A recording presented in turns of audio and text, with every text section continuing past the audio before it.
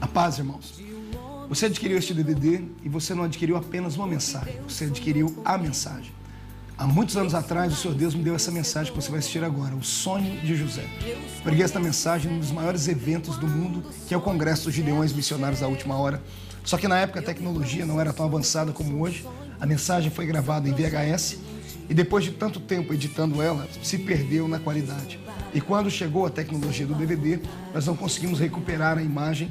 E eu falei com Deus, poxa, perdemos uma chance de mostrar para as futuras gerações essa linda e poderosa mensagem chamada O Sonho de José.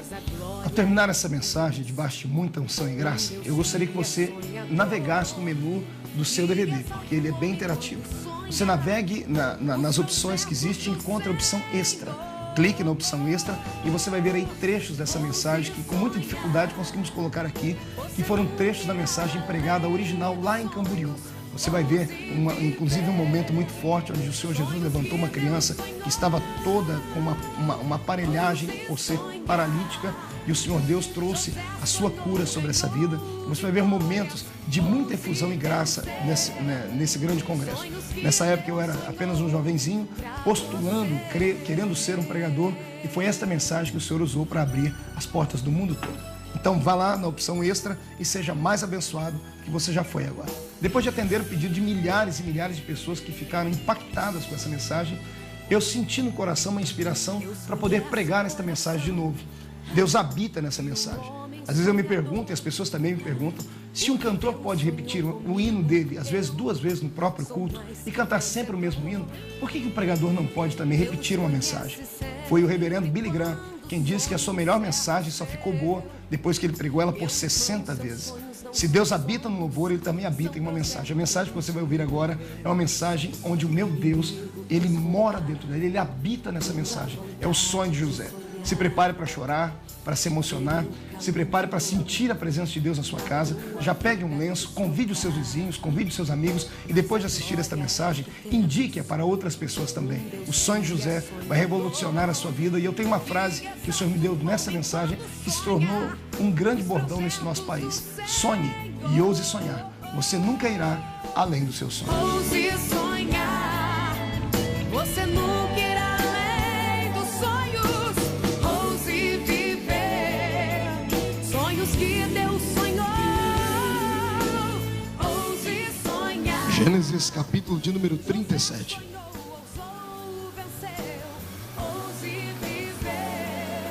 Gênesis 37 e o versículo de número 8.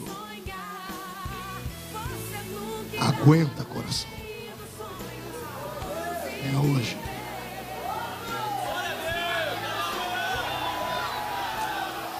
E então lhe disseram os seus irmãos: reinarás com efeito sobre nós, e sobre nós dominarás realmente? E com isso tanto mais o odiavam, por causa dos seus sonhos e das suas palavras. Feche a Bíblia, coloque no banco, na cadeira. Pegue na mão da pessoa mais perfumada do seu lado. Aperte a mão dele ou dela com carinho até eles falarem aleluia. Pentecostal que não faz barulho está com defeito de fabricação.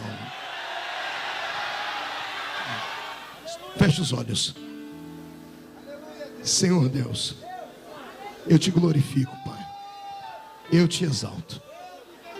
A noite de hoje, Senhor, será especial para todos nós.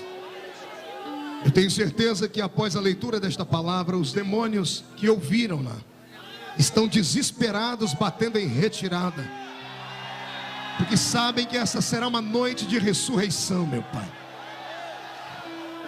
Eu tenho certeza, meu Deus, que as vidas que aqui adentraram vieram porque precisam ser impactadas pela sua graça, pela sua palavra. Então cerca, Senhor, esta casa de espetáculos agora, num raio de 5 quilômetros, onde houver um demônio alojado.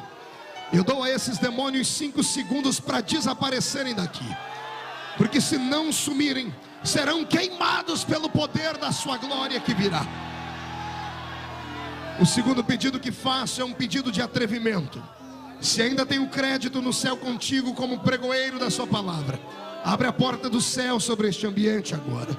Envia do céu para a terra uma comitiva de anjos, anjos de fogo, Senhor, que eles possam trazer brasas de fogo nas mãos, que comecem a esparramar estas brasas entre nós, e onde houver um crente batizado com o Espírito Santo, renova eles.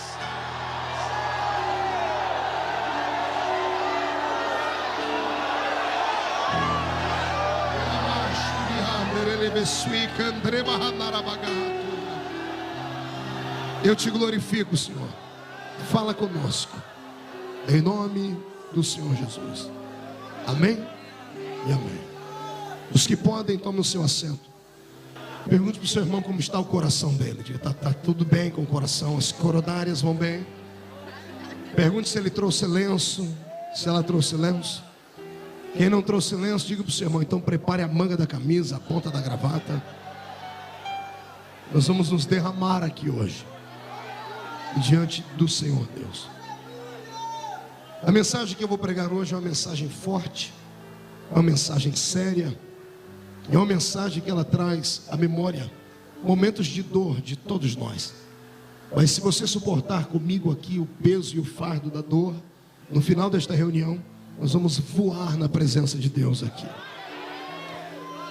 Há muitos anos atrás eu preguei este sermão no maior congresso pentecostal do Brasil, e ele viajou os quadrantes da terra. Em quase todos os países onde fui, encontrei um brasileiro. Já visto que eu já preguei em 53 nações do mundo.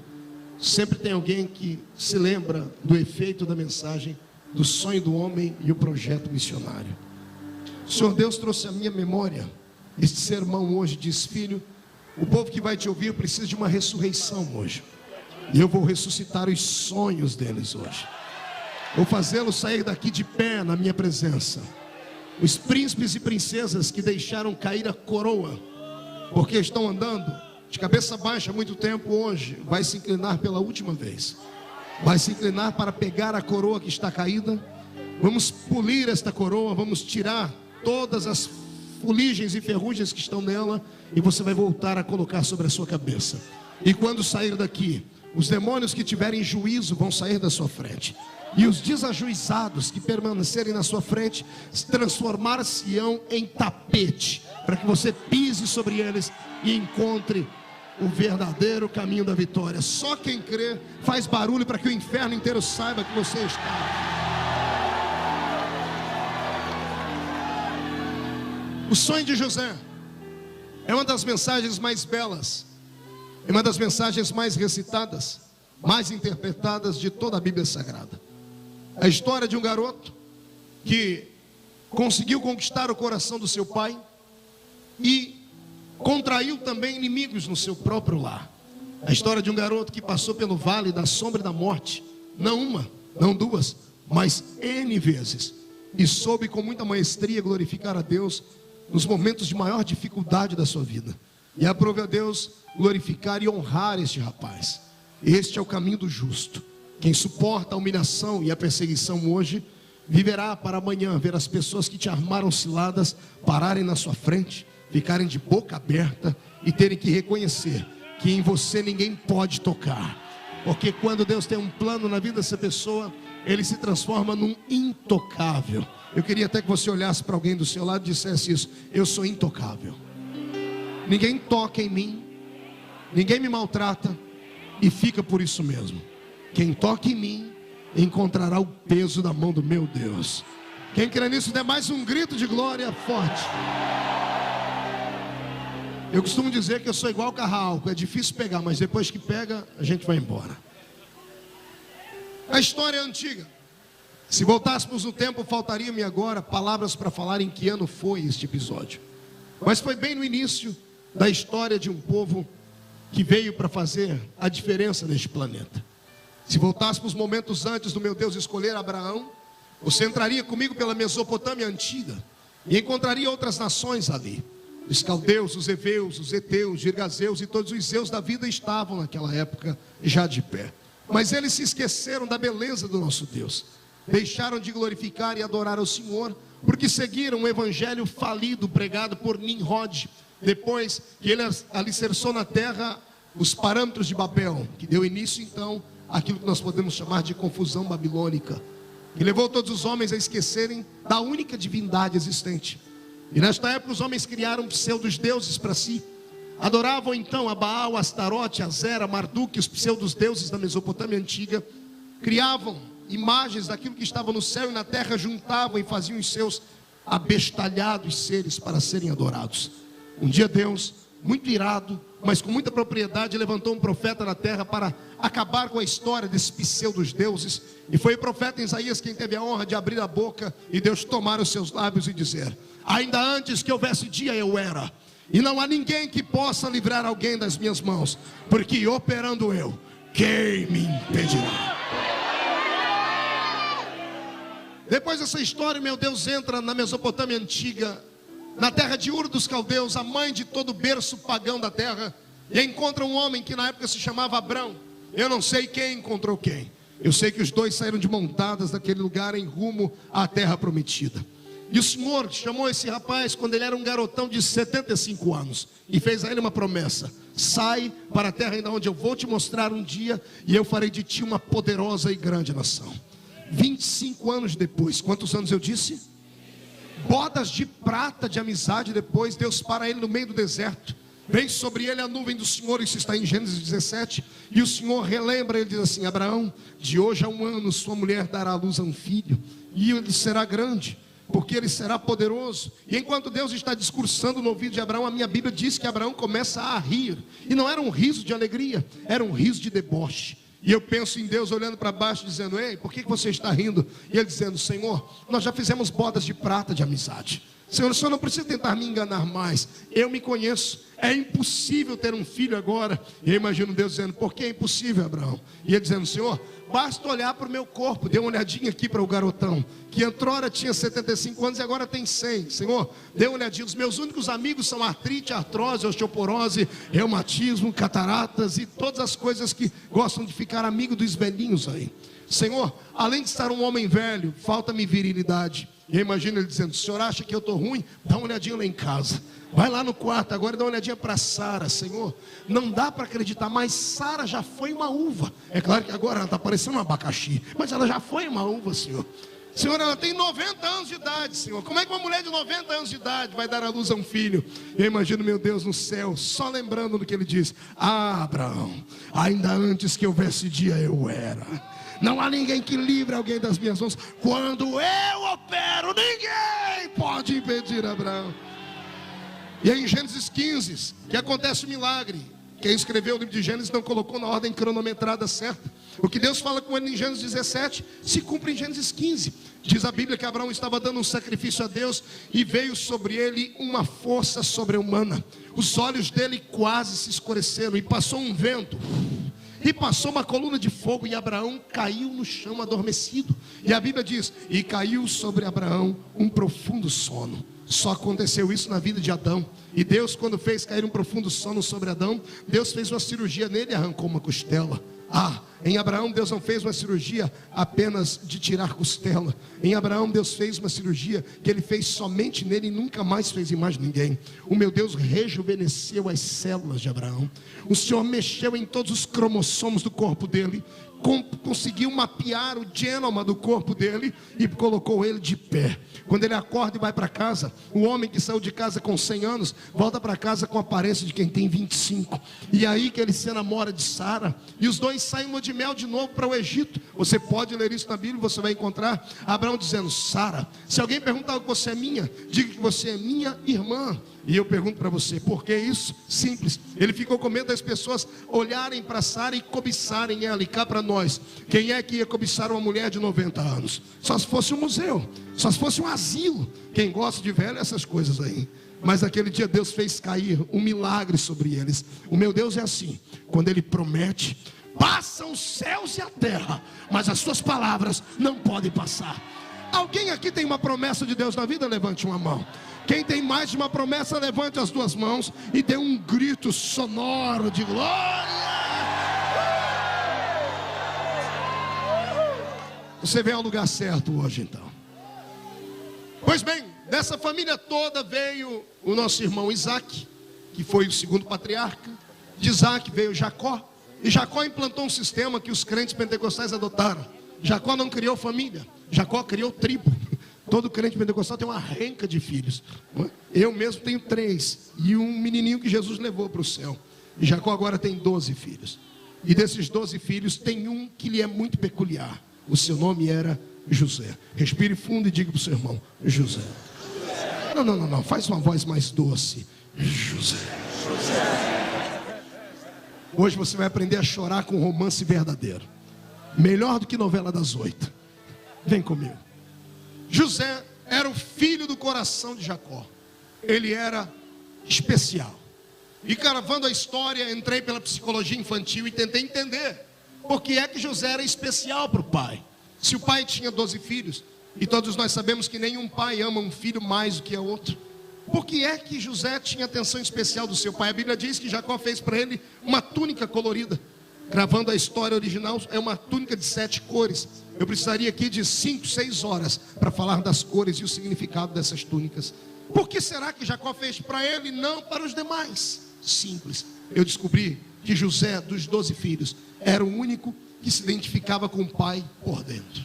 Os outros podiam ser parecidos com o pai por fora, mas esse era parecido com o pai por dentro. Existem filhos que surpreendem os seus pais. Existem filhos que conseguem cativar a atenção dos seus pais. Eu mesmo tenho 3 filhas, amo as 3 de igual forma. Daria minha vida pelas 3, morreria por elas, faria qualquer coisa por elas. Mas das 3 eu tenho uma pequenininha que ela é especialzinha. Um dia desse eu cheguei em casa de viagem, cansado, coloquei as malas no chão. Ela vem correndo, ela é toda carinhosa, abraçou a minha perna, se jogou no chão e falou: papai, olha o que eu aprendi. Começou a engatinhar, olhou para cima com aquele olho de jabuticaba desse tamanho e fez assim: miau, miau. Eu disse: que isso, Camille? Eu disse: papai, sou seu gatinho agora. Eu não me aguentei. Catei Camille, botei no meu braço. E agora toda vez que eu fico bravo, ela se joga no chão, bota os joelhinhos e começa a miau, miau. Ela é esperta, ela é inteligente. Eu amo as 3, mas essa é diferente. Assim o meu Deus no céu tem também filhos especiais. Deus não faz acepção de homens e mulheres para salvar. Para salvar, ele salva o pequeno, o grande, o gordo, o magro, o rico, o pobre, o negro, o branco ou o asiático. Mas para usar, aí ele tem alguns que são segundo o seu coração. Para usar, ele tem um Davi. Para usar, ele encontra um Moisés. Para usar, ele encontra um Abraão. Para usar, ele encontrou você hoje aqui. Que coisa bela. Pastor, mas como é que eu faço para ser especial? Aí não é a inteligência do pai, aí é a inteligência do filho. Chame a atenção dele. Faça alguma coisa que você nunca fez por ele hoje. Eu vou dizer uma coisa que vai pegar no seu coração. Esta é a geração dos xodós de Deus. Você vai sair daqui hoje com uma faixa no peito: xodó de Jeová. Ai de quem tentar tocar em você depois de hoje. Quem toca em alguém que é um xodó de Deus, coloca a mão numa caixa de abelha. Quem quer ser xodó de Deus? Grita, mas grita alto. Grita!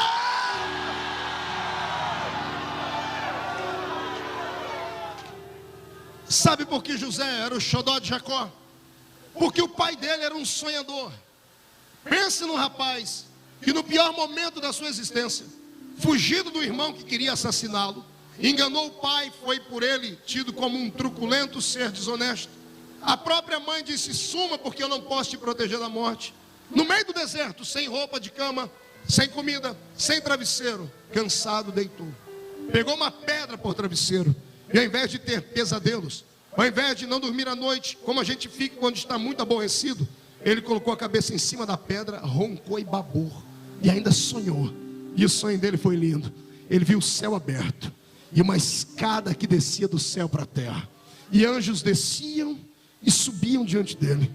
E ele levantou arrepiado na noite e disse: esse não é outro lugar, senão a porta da casa do meu Deus. Eita, que coisa bela. Deus olhou para ele e disse: se esse cidadão tem coragem de sonhar coisas belas na hora da dor e da angústia, eu tenho coragem de preparar para ele uma mesa na presença dos inimigos dele lá na frente. José era filho de um sonhador. E bendito seja o homem que sonha. Você nunca irá além dos seus sonhos. O homem é aquilo que ele estabelece ser. Você não é um animal irracional que acorda e não sabe como será o seu amanhã. Você tem inteligência. Você tem neurônios dentro do seu cérebro. É claro que algumas pessoas entre nós só têm 2 neurônios, o Tico e o Teco. Mas mesmo assim ainda tem os neurônios. É claro que algumas pessoas insistem em pintar o cabelo de louro, mas isso também não faz mal. Use os seus neurônios, use a sua inteligência. Você não pode viver nessa terra como se fosse um vegetal. Deus não quer que você vegete, Deus quer que você viva. Deus quer que você aproveite 100% da sua vida. Deus não quer que você fique trancado dentro de um quarto esperando a banda passar. Deus não quer que você fique na frente do espelho com um lenço nos seus olhos, limpando as lágrimas, dizendo assim: ah, como eu sou um coitadinho, eu sou o verme do carrapato. Porque enquanto você fizer isso, você dará cartuchos na mão do diabo para ele lhe acusar. Agora, se você se levantar hoje, olhar para si mesmo e gostar daquilo que vê, quem é que pode com uma pessoa que quer viver? Me diga. Quem é que pode com uma pessoa que deseja viver intensamente? Quem é que pode viver melhor nessa terra do que um crente em Jesus Cristo? Ninguém. Porque nós somos os únicos povos da terra que podemos pisar nesse chão, sabermos como viver aqui em paz e melhor. Temos já guardado conosco um passaporte e uma passagem carimbada. Daqui a pouco sairemos daqui, iremos para um lugar muito melhor e maior do que esse. Então você não pode jamais ficar me olhando com essa cara, parecendo que foi batizado num pote de vinagre. O ímpio não tem onde recorrer, mas você tem. E se você serve ao mesmo Deus que eu, por favor, mostre que você está feliz em estar aqui. Mostre que você está feliz em adorar o nome dele. Sonhe. E sonhe alto. Um dia desses eu tive que corrigir um pregador, um companheiro que estava pregando, porque ele disse que crente não pode delirar. Ele disse que crente tem que ficar com os pés no chão. E eu digo, é errado, crente tem que delirar. Crente pentecostal ou espiritual. Os racionais fiquem no seu mundinho medíocre e pequenino, abaixo da esfera espiritual e metafísica do meu Deus. Se você quer uma coisa lógica e racional, continue com o seu sistema. Eu absorvi a graça de Deus e quero viver no sobrenatural. Eu quero ter delírios. O que José teve não foi um sonho, ele teve um delírio. O que é um delírio? É aquilo que pode ser uma utopia, é aquilo que pode parecer para os outros algo motivo de deboche. E foi o que esse rapaz virou em casa. Um belo dia ele acorda. Imagine acordar numa casa onde você pertencia a uma família de 12 pessoas, fora mãe e pai. Tinha que acordar cedo para o café da manhã, senão não sobrava nada naquela mesa. Imagine José acordando, escovando o dente, indo para a mesa do café da manhã, com o cabelo cheio de gel jogado para trás. Garotão, novo, bonito, esfuziante, radiante, brilhante, sentado na mesa, pegando um pedaço de pão, passando ali uma maionese, um ioiô creme, pegando um leite Nilza, misturando com chocolate. É claro que eu estou contemporaneizando a história, não vá procurar isso na Bíblia, que você não vai encontrar, e nem me chame de maluco, ok? Imagina um garoto comendo um pedaço de pão, está mastigando um pedaço de pão aqui com a bochecha desse tamanho. No outro canto está tentando degustar um pouquinho de leite. E a família toda reunida, ele levanta: ei, gente, tive um sonho. E quem é que não gosta de ouvir sonho? Qual é o ser humano que não é curioso em saber aquilo que é oculto e aquilo que é invisível? E ele fala: eu tive um sonho. E todo mundo diz assim: conte o sonho pra gente. Ele diz: eu sonhei que eu estava trabalhando no meio do trigal, e o feixe que eu tinha era maior do que o de todo mundo. E ele se colocou de pé, e todos os feixes de vocês vieram e ficaram ao meu redor. Ele contou aquele sonho por contar. Eu imagino um silêncio na mesa. E daqui a pouco o Rubem, devia ser o mais velho da mesa, se levantando com aquele queixo quadrado, aquele homem viril, com aquele peito estufado, cabeludo, a pele queimada do sol. O mais velho sempre trabalha mais, dizendo assim: você, garoto, você só sabe dormir e comer. Como é que você pode colher mais do que eu, que sou mais velho da casa? E eu imagino as brincadeiras na mesa, e todo mundo olhando para si: olha o sonhador aí, sonhe, isso é um delírio, isso é maluquice, isso jamais vai acontecer. Como é que você pode colher mais do que todos nós? Eu imagino um deboche na mesa, as pessoas afagando a cabeça dele, brincando, e o velho pai Jacó dando gargalhadas também. Dias depois, ele vem à mesa de novo. Está agora, não sei se comendo uma rosquinha, não sei se ele estava comendo ou tomando um suco de laranja. Eu sei que no meio daquele café da manhã ele diz assim: gente, sonhei de novo. E alguém já grita: fala, sonhador. E diz: eu sonhei que o sol e a lua e 11 estrelas se curvavam diante de mim. Esse grito de glória não foi normal. Foi exatamente isso que as pessoas sentiram naquela mesa nessa hora. Aqueles que pensavam que o garoto estava delirando, entenderam que ele não estava delirando porcaria nenhuma, que isso não era sonho de barriga cheia. Descobriram que Deus estava falando com ele, que Deus estava traçando o futuro dele, que Deus estava dando a ele a linguagem que havia dado ao velho pai. Nem o próprio pai suportou. O pai se levantou na mesa e disse: será que o meu filho terá que me ver de joelhos na frente dele, eu, a mãe e todos os irmãos? E a Bíblia diz: e por causa disso, tanto mais o odiava, por causa dos seus sonhos e das suas palavras. Este não é um sonho comum, isto é um delírio. E é o que Deus quer que você tenha hoje. Deus quer que você delire. Delire como eu delirei. Um garoto nascido no meio do mato, numa família muito pobre, criado em 12 pessoas dentro de 2 cômodos. Sabe o que é isso? Não sabe, eu te explico. Imagine você acordar no meio da noite coçando a sua perna e começar a chorar e gritar: mãe, a minha perna sumiu. Mãe, a sua mãe: você é maluco, moleque? Não, mãe, eu estou coçando e eu não estou sentindo minha perna. E a sua tia gritar no meio do escuro: é claro, você está coçando a minha perna. A gente dormia num amontoado, parecia um ninho de rato. Panela e pinico na minha casa era a mesma coisa. Pobre de marré. Engraxava sapato com muito orgulho. Vendia picolé. Ia para a roça apanhar laranja, algodão e café. Sem pretensão de futuro nenhuma. Mas o dia que eu entrei dentro de uma igreja evangélica, alguém me disse: é possível Deus pegar o último da fila e colocar na frente. É possível Deus levantar um profeta na terra. É possível. Ninguém nunca mais conseguiu roubar os meus sonhos. E olha que tentaram. E olha que eu encontrei um monte de bizarros ladrões de sonhos no nosso meio. E olha que eu encontrei um monte de gente irracional demais, que só sabe falar a linguagem da terra, que tinham medo que eu me frustrasse no amanhã. Ei, amigo, não tenha medo de frustrar-se. É melhor você sonhar e não ver o seu sonho acontecer, do que você não sonhar e passar a vida inteira como se fosse alguém que veio para esta vida por vir, por obra do acaso. Eu não nasci por obra do acaso. Você não nasceu por obra do acaso. Você não está aqui porque o método contraceptivo da sua mãe e do seu pai fracassaram. Você não está aqui porque você nasceu de um aborto que não deu certo. Mentira. Você está aqui porque um poder invisível no céu queria que você estivesse, determinou a sua estada aqui, e o meu Deus vai te honrar. Você pode acreditar nisso? Então dê mais um grito de glória para esse lugar tremendo.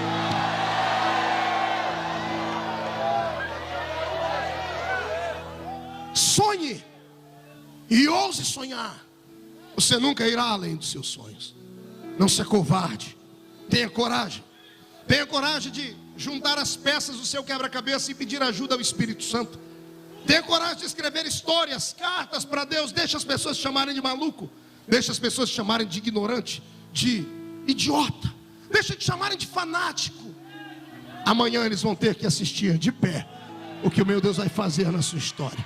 Posso ouvir mais um grito de glória a Deus aí?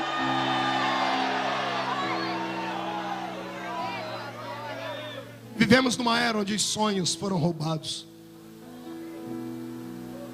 Satanás, o nosso ardio inimigo, tem um dom que nós não temos. Ele tem o dom da paciência.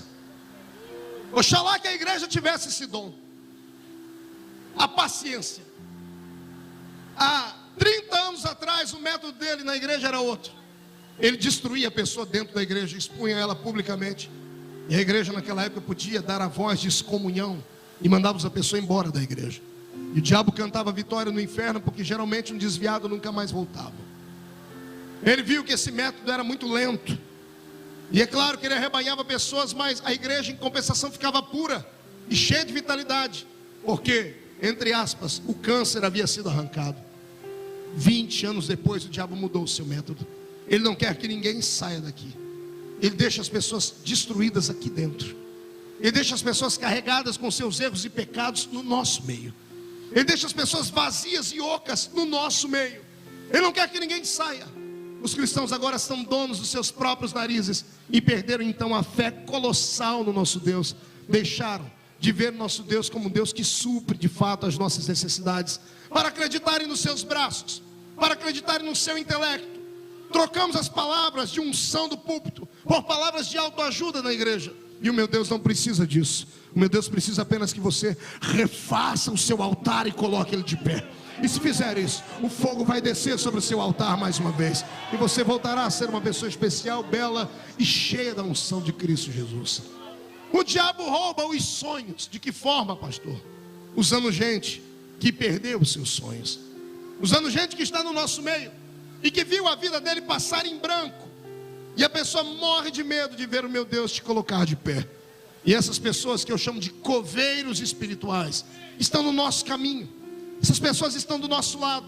Essas pessoas estão na mesa do café da manhã com a gente. Vencer o diabo não é difícil. Basta você dar uma rajada de línguas estranhas na cara dele.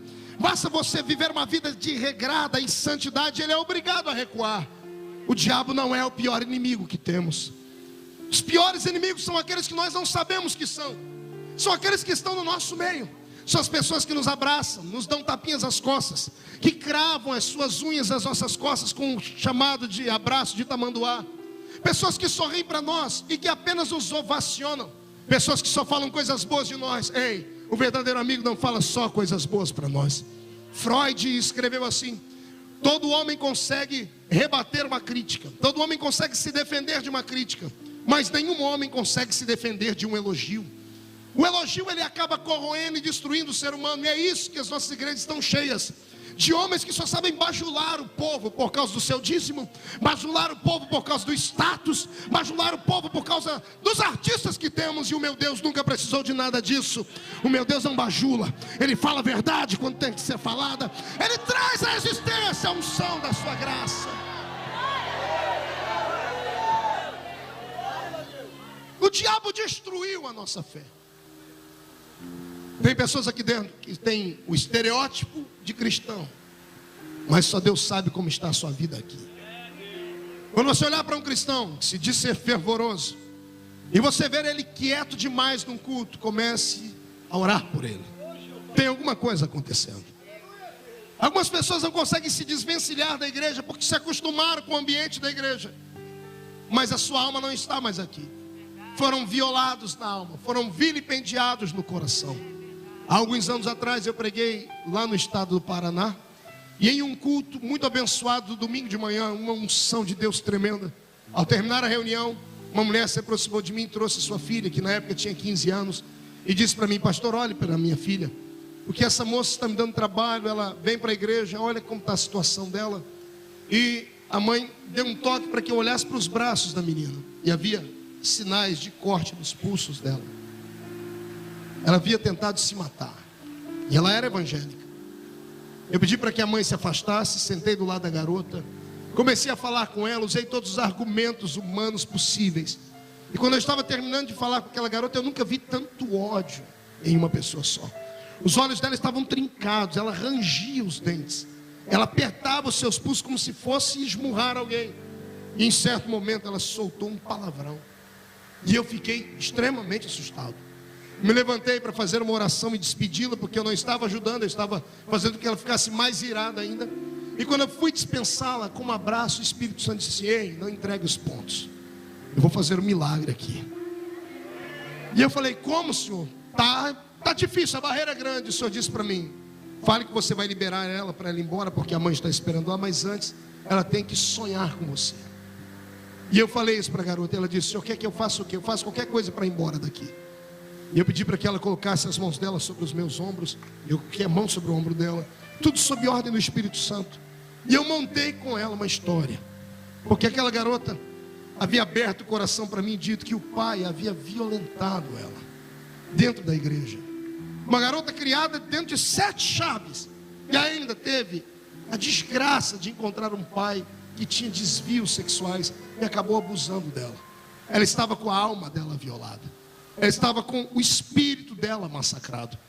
A igreja para ela não era um lugar de refúgio, era uma prisão, porque ela tinha que sentar e olhar para o pai. E mesmo o pai havia pedido perdão a ela, ela nunca havia conseguido perdoá-lo. Foi aí que o Senhor começou a tecer uma história comigo. Eu disse para ela: você vai se casar? E ela deu um grito, disse: eu não quero me casar, tenho nojo de homens, não quero nunca mais ver isso. Eu falei: tá, mas tudo bem, e se por acaso acontecesse? E ela gritava e insistia: não, nunca vai acontecer. Eu disse: tá, mas e se por acaso acontecesse? Ela disse: olha, para ir embora daqui, tudo bem, se acontecesse, eu queria que o homem fosse assim, assim, assim. Ela desenhou ele para mim. Eu disse: que legal, e como é que seria o seu casamento? Ela disse: isso nunca vai acontecer. Eu disse: tá, mas não custa sonhar, tece comigo a história. Ela: tá, se eu fosse me casar, eu queria que meu casamento fosse assim. Ela desenhou o vestido dela. Eu disse: Em que igreja você gostaria de casar aqui na cidade? Ele disse, não, eu nunca vou. Eu disse, tá bom, mas é só um pensamento. Eu disse, eu queria me casar na igreja fulana de tal. E contou a história da igreja.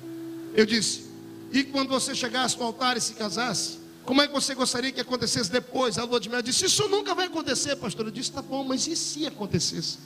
E ela disse, se acontecesse, eu queria um carro assim, eu queria ir para o Texas, para Las Vegas, passar uma lua de mel lá. Mas isso nunca vai acontecer, pastor. Eu disse, e a sua casa?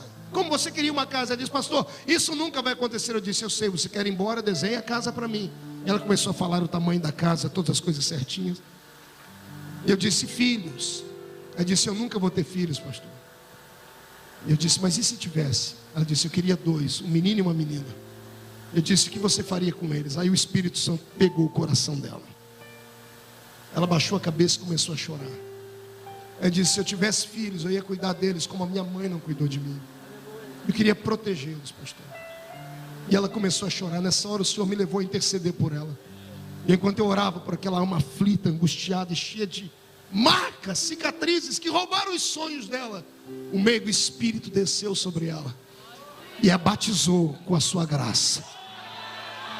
Ela começou a orar em línguas. Eu também foi um choque orando com aquela garota, porque eu saí de perto dela, porque ela começou a ficar valente, começou a bater os pés no chão, começou a gritar. As pessoas que estavam do lado de fora da igreja foram entrando, entrou a mãe e o pai. Quando ela olhou para a mãe e o pai dela, ela não aguentou, ela saiu correndo em direção a eles. Eu disse, Deus, que vai acontecer isso? Ela deu um beijo na mãe, foi no pescoço do pai, olhou nos olhos dele e disse assim, pai, eu te perdoo, pai. Eu te perdoo. O pai começou a chorar, caíram de joelhos, os três, mãe, pai, a moça, se abraçaram e Jesus fez uma obra muito linda na vida dela. Anos mais tarde, eu recebi um telefonema e disse, pastor Marcos, o senhor se lembra de mim? Eu disse, quem é? Só aquela garota lá do Paraná, da oração, disse, tá, e aí, como é que vai você? Eu disse, pastor, estou ligando só para lhe dizer o que Jesus fez na minha vida. Eu disse, me diga, pastor, casei, pastor. Eu disse, você se casou? Ela disse, me casei, eu quero falar para o senhor. Eu falei, não precisa, eu já sei como é o rapaz. Eu disse, como o senhor sabe? É aquele que você me contou aquele dia. Eu disse, pastor, Deus escutou aquele dia, aquela brincadeira que o senhor fez comigo. O rapaz é daquele jeito. Ela falou, pastor, eu fui passar a lua de mel. Eu disse, lá em Las Vegas. Eu disse, lá em Las Vegas. O carro foi assim, pastor, nós ganhamos uma casa de presente de um padrinho. A casa é exatamente daquele jeito. E ela disse, pastor, obrigado por me ajudar a sonhar. Naquele dia eu desliguei o telefone e eu disse, é possível acontecer milagres. É possível, meu Deus, transformar aquilo que é desgraça numa história nova de possibilidades de fé. Mas sozinho você não vai dar conta. Deus te trouxe hoje aqui para renovar os seus sonhos. Não me interessa o que aconteceu. Entenda que na sua vida o que não acontece amando de Deus, acontece debaixo da permissão dele. Todas as coisas que se transformaram em desgraça na sua vida, em lutas, em obstáculos, o meu Deus não tinha te deixado vazio e sozinho, não. Ele permitiu aquilo porque ele sabia que você daria conta de superar, de vencer. A minha Bíblia diz que o meu Deus não dá uma luta maior do que aquela que você pode passar. Se você já passou por ela e está vivo, respire fundo, jogue Satanás para trás, agarre as promessas de Deus, porque o meu Deus vai transformar a sua vida num palco de glória novamente. Quem pode voltar a sonhar? Agora eu não quero que você grite, não quero que você só jogue a mão para cima, não. Eu quero que você dê um salto para cima neste lugar, para voltar a sonhar. Sente de novo.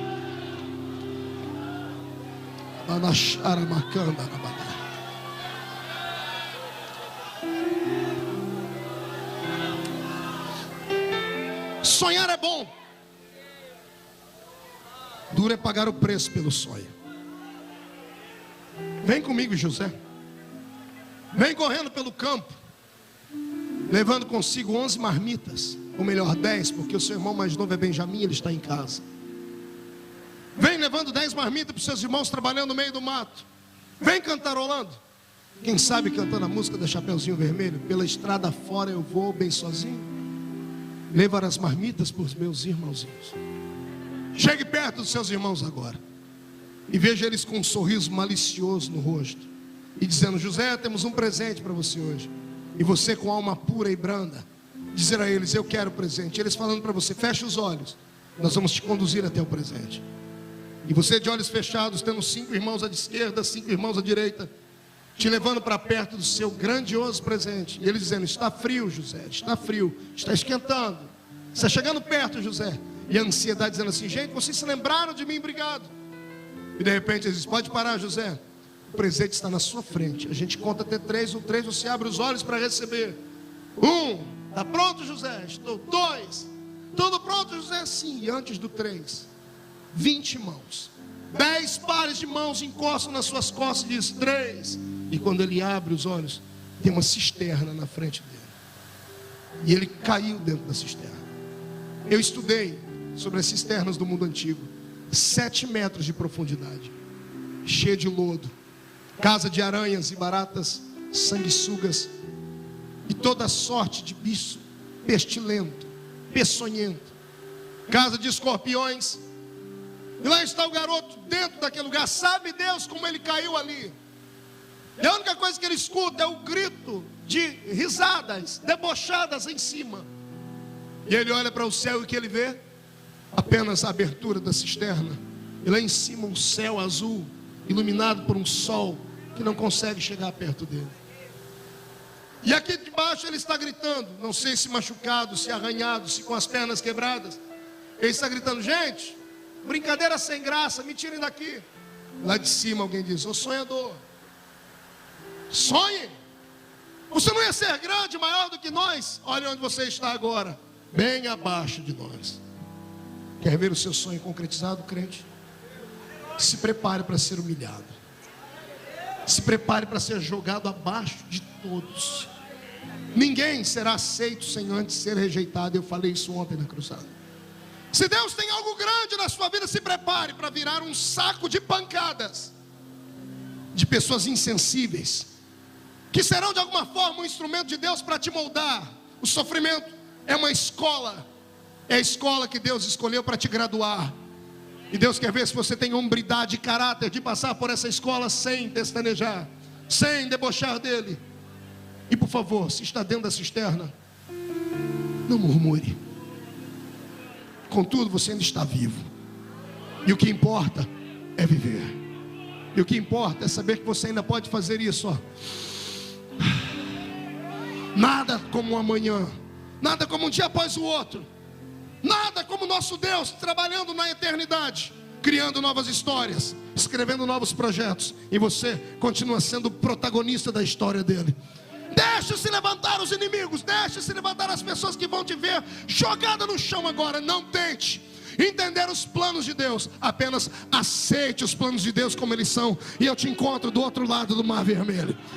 Eu te encontro do outro lado para a gente cantar o hino da vitória.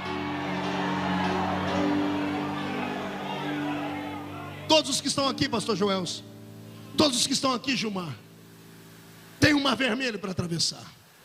E nem todos atravessam o Mar Vermelho de igual forma. Uns vão atravessar o Mar Vermelho em cima de um cavalo, porque vão ter possibilidades para isso. Outros vão atravessar o Mar Vermelho com a robustez física da sua saúde. Mas e os doentes? E aqueles que tinham que vir arrastados em macas? E as crianças de colo? E a sua mãe com 2, 3 crianças que não tinha velocidade na perna? Como é que eles iriam atravessar? Não olhe para trás. Não deixe se intimidar por Faraó. Se Deus abrir o caminho, passe por ele. O que importa não é que alguém vai chegar primeiro do que você. O que importa é que todo mundo que chegar lá primeiro que você vai ter que te esperar. O cântico da vitória não é cantado por um só, é cantado em coro. O que chegou primeiro tem que esperar o último chegar para se alegrar junto. Eu profetizo que o seu tempo está chegando. Posso ouvir mais um grito de glória a Deus de alguém que está atravessando o mar?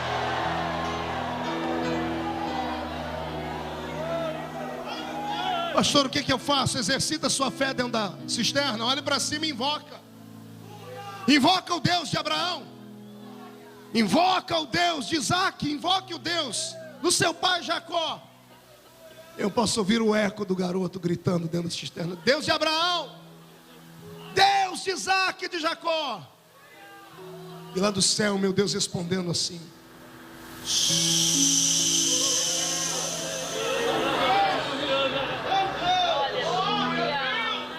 o silêncio de Deus machuca. O silêncio de Deus arranca pedaço da gente. Oh, Espírito silêncio de Deus tortura. De uma vez, no momento de agonia na minha vida, eu gritei para o Senhor, disse: Senhor, por que o Senhor não fala muito? Deus é um ser que não fala muito. Já reparou na Bíblia? As frases dele são célebres, mas são frases de uma frase só: eu sou o que sou, ponto final. Eu atravessarei contigo, eu chegarei de lá com você, ponto final. Não temas, porque eu sou contigo, ponto final. Eu perguntei: Deus, por que o Senhor fala tão pouco? Ele disse para mim: filho, eu sou um ser que sou alienado à minha palavra. Eu estabeleci a lei da minha palavra. O que eu falo, sou obrigado a fazer. Por isso eu não falo de qualquer maneira e não falo pelo impulso da emoção. Homem fala do impulso da emoção. Homem promete uma coisa de pé e não sustenta sentado. Deus não. O Senhor disse para mim: filho, eu sou um ser que falo pouco, mas quando eu resolvo falar, sai de baixo. Quando eu falo, tudo que eu falei vai acontecer. Nem que eu tenha que mover a história, nem que eu tenha que parar o sol e a lua, nem que eu tenha que trazer de volta o morto que está na tumba há 4 dias, nem que eu tenha que fazer o machado flutuar em cima das águas. Quando eu falo, eu faço acontecer. Meu corpo está arrepiado agora, sabe por quê? Porque se ele abriu a boca para falar agora, é porque o seu milagre está vindo aí nas asas do vento. Se prepare, porque ele sentará nas asas de um querubim e voará para entregar o seu milagre. Quem acredita nisso, comece a adorar.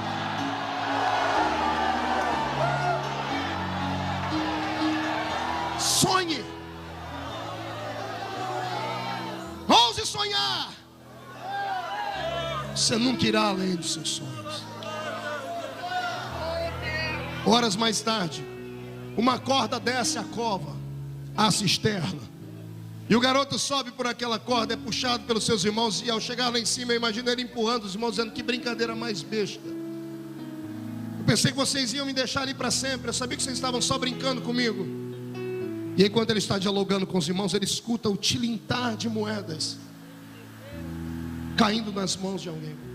E quando ele olha, eles veem os seus irmãos negociando com os escravoeiros do deserto, os homens que compravam almas e vendiam para senhores feudais. E quando José vê aquilo, um dos seus irmãos que está recebendo dinheiro aponta e diz assim: o escravo é aquele ali. Quando ele aponta o dedo, todos os irmãos olham para trás. Eu imagino José olhando para trás também, só que não tinha ninguém mais atrás dele. E quando ele olha, todos estão apontando para ele. Vem um homem maligno com uma algema que prende os seus braços, prende os seus pés. 4 correntes, uma em cada mão, uma em cada pé, ligadas a um elo de uma corrente que vai até a couraça de um cavalo. E eles começam a arrastar o garoto para longe da visão dos seus irmãos. E vai José sendo arrastado. E a pergunta que não quer calar é essa: por quê? Por quê? É a pergunta que atormenta a vida do crente. Por quê? Porque Deus te abandona, porque Deus te deixa sozinho, porque o filho está com câncer, porque o emprego foi embora, porque as pessoas te abandonaram, porque tudo na sua vida dá errado e na vida de todo mundo dá certo. Por quê?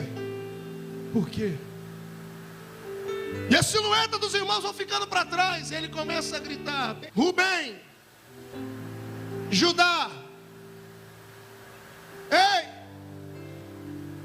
parem com isso, essa brincadeira já foi longe demais. E eles estão debochando, rindo, indo embora. E ele agora no desespero faz como qualquer filho faz: grita o pai e a mãe. E o pai e a mãe não estão ali para ouvir. Tem dias na vida da gente não tem pai, nem mãe, nem irmãos, nem ninguém para nos ouvir. Tem dias na vida da gente que somos aprisionados pelas circunstâncias. E o desespero da solidão bate forte aqui dentro. Ser um ser humano não é fácil. Viver é uma aventura. É uma aventura que você tem que saber levar a vida, porque senão você pega um revólver e dá um tiro na cabeça. Foi para isso que Jesus te trouxe para perto dele. A diferença do ímpio e do justo talvez seja essa: todos se desesperam, mas o ímpio não tem onde recorrer. Então ele se droga, bebe cachaça, se atira do alto de uma ponte, enforca-se, dá um tiro no ouvido. O crente, ele passa pelo mesmo vale, sente as mesmas dores, porque ele é de carne e osso. Mas ao invés de fazer isso, ele vai para dentro do quarto dele, fecha a porta atrás dele, crava o joelho no chão e se esconde à sombra da cruz. E já não tendo palavras para orar, ele começa a gemer. E esse gemido vai subindo. E é o Espírito Santo que intercede por nós com gemidos inexprimíveis lá em cima. Há um tempo para tudo. O cálice da dor e do sofrimento que Deus estabeleceu para que você o bebesse está sendo enchido gradativamente com o seu gemido e com as suas lágrimas. Lágrima de crente não desaparece. Lágrima de crente é oração sólida. Nunca ouviu isso? Escreve. Lágrima de crente é oração concreta, é oração materializada. Aquilo que você fala aqui, quando você derrete em lágrimas, você transformou todos os seus sentimentos em lágrimas. E a minha Bíblia diz que o anjo do Senhor colhe em uma taça e leva lá em cima no céu e despeja diante do altar de Deus. Deus só está esperando esse cheiro ficar um pouquinho mais intenso. Quem sabe hoje à noite? Quem sabe hoje à noite Deus vai sentir o perfume do seu sofrimento pela última vez e vai se levantar e vai dizer: basta.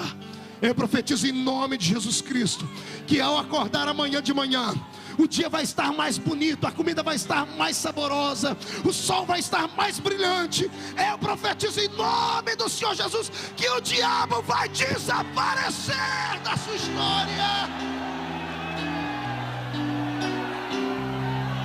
Aguenta. Vai passar. O rapaz é levado para uma praça pública para ser revendido. Está seminu, banhado. As pessoas de forma humilhante vêm olhar os seus dentes, os seus ossos, a textura da sua pele. Ele é apalpado por todos. Até que chega um homem chamado Potifar e o compra. E leva o rapaz para dentro do seu palacete. O rapaz começa esfregando o chão. Mas quando Deus está na vida de alguém, a pessoa não fica lá embaixo para sempre. A pessoa pode estar aprisionada, ela é diferente de todas as pessoas que estão lá, porque a glória da bênção de Deus marca a vida da pessoa. E ele que começa esfregando o chão, dias depois é o mordomo da casa, está cuidando da casa. E o rapaz tinha unção de Deus, e a unção atrai. Grave essa sentença. Olha para o seu irmão e diga: a unção de Deus atrai. A unção atrai o que presta e o que não presta. A unção vai atrair pessoas que vão te amar e vai atrair pessoas que vão te odiar. Os que vão te amar são aqueles que vão entender a sua chamada, e os que vão te odiar é por causa da inveja de não estarem no seu lugar. De qualquer forma, você terá a bênção de Deus sobre a sua vida. E a unção de Deus na vida de José fez a mulher de Potifar se encantar por ele. E a infeliz, cheia de pombagira, olhou para o nosso irmão José e se encantou e se insinuou para ele. Chegou um dia que ela agarrou José, e o garoto era crente, e ele se esquivou e deixou a capa na mão dela. E perna para quem tem. Desce uma escadaria, sobe um corredor, vai por outro, esquerda, direita, chega até no quarto dos empregados. E quando ele entra dentro da casa dele, dentro do quartinho dele, ele deve ter aberto aquela porta no chute. Quando entrou, fechou a porta, botou trinco, cadeado, botou a tramela, pegou uma cadeira, colocou atrás, encostou na parede e ficou. E daqui a pouco um sentimento de prazer invade a alma, o prazer de vencer o pecado. Ele deita na cama, o coração acelerado, vai desacelerando, vai olhando para o céu, vai começar a rir. Senhor, quase fui. Pense numa mulher bonita. Era a mulher de Potifar. Ela não era igual umas e outras que a gente olha e não sabe se está de frente ou de costa. É só uma baranga. Não. Aquela mulher era sensual, era bonita. Para ser mulher de um estadista, era uma mulher que chamava atenção. Imagina José negociando com Deus: Senhor, Já enfrentei tudo: cova, abandono, humilhação, esfreguei chão, mas agora te provei que sou fiel, Senhor. Eu não pequei. E lá vai o sonhador de olhos fechados dizendo: Senhor, eu vou sonhar que amanhã de manhã o dia vai ser diferente. Vão bater na minha porta, Potifar vai vir com uma coroa para me coroar, porque esse é o sentido da vida. Quem é fiel tem que ser abençoado. E dorme o rapaz o sono da inocência. De repente a porta começa a bater, e ele olha pelo olho mágico e vê Potifar, a mulher, os soldados. E eu imagino ele olhando para o céu dizendo: Senhor, já chegou meu milagre, minha bênção. Se ajeitando, vai para o espelho, arruma o cabelo. Quando ele abre a porta para receber o senhor Potifar, a mulher olha para ele e diz para o seu marido: foi ele tentou me violentar, ele tentou contra a minha honra. José tentando se explicar, e antes que ele se explique, a mão de Potifar deve ter descido sobre o seu rosto. Caído no chão, ele tenta olhar para os seus algozes e tentar se explicar. Era tarde demais. Soldados prendendo seus pés, as suas mãos, sendo chutado e esbofeteado. E por dentro a pergunta que não cala: por quê? Por que o crente é caluniado? Eu não conheço um ministério que não seja caluniado. Eu não conheço um homem de Deus, uma mulher de Deus, que não traga a marca da calúnia sobre as suas costas. E a pessoa que calunia deveria pensar 2 vezes antes de fazer isso, porque a calúnia dói os ossos. Você não tem como se livrar dela. Um francês escreveu: é como se você pegasse um saco de penas e atirasse do alto de uma montanha, e dias depois tentasse reagrupar as penas. Impossível. Sempre vai ter uma voando. Só quem já foi caluniado sabe a dor da calúnia. E o Senhor está me dizendo aqui que eu estou pregando para um grupo de caluniados. Foi para isso que Deus te trouxe aqui, para te dar força e dizer para você que aguente firme. A verdade sempre é verdade. Quem vai te justificar é Deus. Quem vai te defender é Deus. Quem vai mostrar para os homens que você não é nada daquilo que eles falam é o próprio Deus.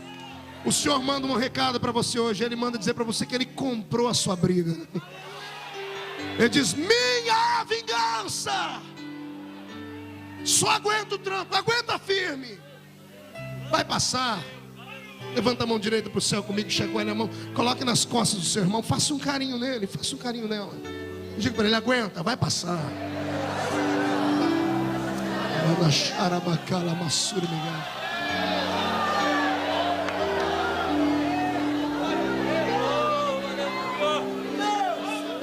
Um pastor em São Paulo foi caluniado, mas com aquelas calúnias cabeludas que destrói a vida de qualquer um. E nós vivemos num país cuja lei protege o caluniador e não o caluniado. É o caluniador que tem que provar que é uma mentira o que as pessoas estão dizendo. Há uma impunidade nessa área. Falam de você e é você quem tem que provar que você não é aquilo que as pessoas estão dizendo. Fizeram isso com esse nosso amigo, e foi uma coisa tão absurda que ele não suportou o peso de todos olharem para ele. E um dia ele pegou a carteirinha de membro de pastor dele, chegou no púlpito da sua convenção e disse: eu não quero mais ser pastor, porque estou trazendo escândalo ao reino de Deus. E alguém disse: não, mas fique firme, nós acreditamos em você. Ele disse: mas não dá. O olhar da dúvida é muito triste. Passou dias, esse homem perdeu a família. Outros dias ele perdeu a vontade de viver. Foi visto andando pelas ruas de São Paulo pedindo esmola, bêbado, caído numa sarjeta, porque um desgraçado caluniador, não sabendo e não medindo as consequências das suas palavras, roubaram a vida dele. Um dia ele estava passando perto de uma casa, ele era a casa do pai de Oxum. Ele estava bêbado, entrou lá dentro, era um terreiro de macumba. E 32 pessoas lá dentro com seus atabaques, dançando, girando. E quando viram ele entrar, pararam a música porque ficaram com pena dele. A situação dele era tão lamentável que ficaram com pena dele. Ele embriagado, sujo, com o semblante de quem estava morrendo. E o pseudo pai de santo lá, o pai de chiqueiro, mandou chamar ele à frente e disse: o que você tem, amigo? Eu não tenho mais nada. O que você precisa? Ele disse: eu preciso de paz. E o pai de santo, com pena dele, levantou para fazer uma reza brava. Foi dar um passe nele. E quando ele soprou o charuto na cara do meu irmão e colocou a mão na cabeça dele, foi ele colocar a mão e tirar os gritos. Colocou a mão e tirou gritando: ai! E todo mundo falou: ai o que? Disse: a cabeça desse homem está rachada, mas tem fogo ainda dentro dela. Ele abriu os olhos, segura. Ele abriu os olhos, mesmo embriagado, disse: o quê? O homem disse: sai para lá, você me enganou. Ele disse: enganei porque você tem fogo na sua cabeça ainda. Tem fogo aí dentro. Esse pastor, ainda sob efeito da cachaça, abaixou os olhos, começou a chorar e disse: Deus, prova que ainda tem fogo aqui. Se tem fogo na minha vida. Ele se levantou, apontou o dedo para todos aqui e disse: se tem fogo na minha vida, eu quero que todos os demônios se curvem diante do seu nome aqui dentro. Caíram 32 pessoas endemoniadas naquele dia. E ele agora sarou, foi colocando a mão na cabeça e dizendo: sai em nome de Jesus, sai em nome de Jesus. Hoje lá não é mais casa do pai de Oxum, é casa de oração das Assembleias de Deus.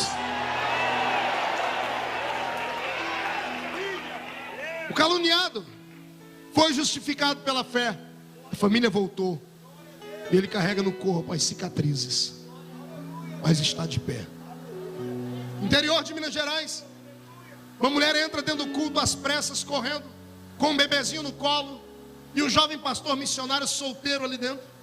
E ela pega o bebê e joga nos braços e diz assim: o filho é seu, trate de cuidar e assumir as responsabilidades. E sumiu a mulher.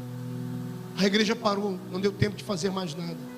Começaram a se levantar e ir embora, dizendo assim: esse pastor pecou, teve um filho com a mulher, não quis assumir. Desgraçaram a vida dele. E ele aguentou o tranco sozinho. 8 anos depois, a mulher entra naquela igreja e ele está lá sentado nos bancos, não se desviou da fé. E ela procura ele, e quando o encontra, ela pede a oportunidade na igreja. Diz: há 8 anos atrás eu entrei aqui dentro com um bebê no colo e entreguei para aquele homem que era o pastor aqui. Eu quero dizer que ele não era o pai da criança, mas eu não tinha ninguém nessa cidade que eu pudesse confiar. Só ele tinha condições de cuidar do meu filho, porque é um homem justo, temente. 8 anos perdido da vida dele. Mas aquela noite, quando essa mulher testificou, houve um avivamento tão grande naquela igreja. A cidade ouviu a história, e uma igreja de 200 pessoas foi para mais de 1.500 membros em menos de 2 meses. Não tente entender os projetos de Deus, aceite eles. Você não é um coitado, você não é alguém que Deus tem que ter pena de você. Não sinta pena de você. Aguente firme. Fale como Paulo: Senhor, eu me sinto digno de sofrer contigo as agruras e as dores. Só lembrando que Deus só permite alguém passar pelo vale desse jeito quando Ele quer exaltar a pessoa. E o seu dia está chegando. Está chegando. Eu já posso imaginar o sorriso Colgate que vai invadir os seus lábios daqui a algumas semanas. Eu fico imaginando daqui a alguns meses, daqui a alguns anos, eu estando em algum lugar do Brasil, encontrando você de terno e gravata, a senhorita com o CD gravado, ou eu abrindo o jornal e visto lá um crente da Assembleia de Deus ou de outra igreja batista, não sei de qual igreja, passa dentro de um supermercado, vai dar bom dia pro paralítico, o paralítico dá um salto, levanta e anda. Eu vou ver alguma coisa acontecer. Agora murcha a barriga, estufe o peito, levante a mão direita para cima com coragem agora. Coloque a mão no ombro do seu irmão e agarre o ombro dele, agarre e chacoalhe ele até ele ficar irritado. Chacoalha ele, dá um tranco nele. Diga: está entendendo? Diga: está entendendo? É Deus quem está te testando.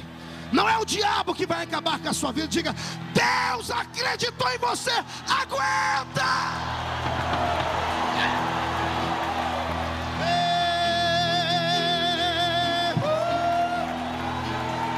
aguenta firme.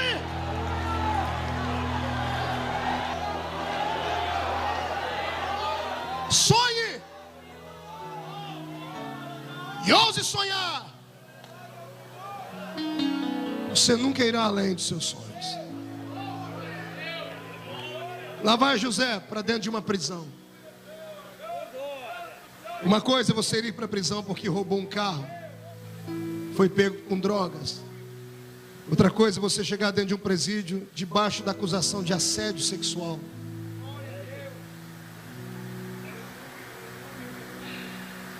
Presos pegando canecas e batendo nas grades, dizendo assim: temos carne fresca chegando.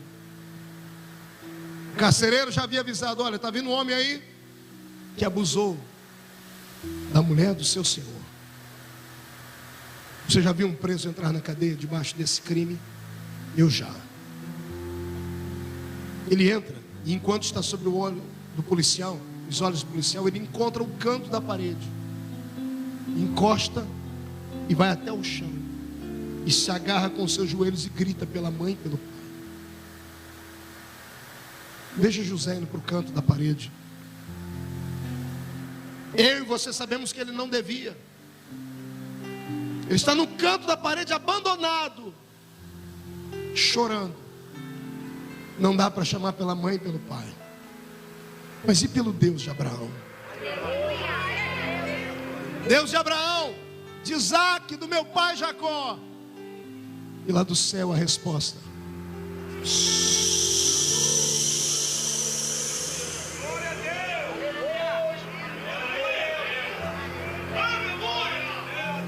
incline a sua cabeça. Chora. Rasga o peito. Põe para fora a dor.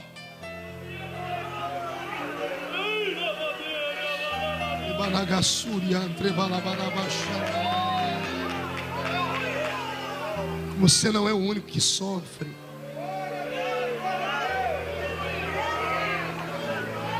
Você não é o único que sente dores. O universo não gira em torno do seu umbigo. Você tem que acreditar que Deus está no controle da sua vida. Você tem que acreditar que se você não sair daqui hoje crendo que Deus está no controle da sua vida, os projetos dele nunca vão acontecer na sua história.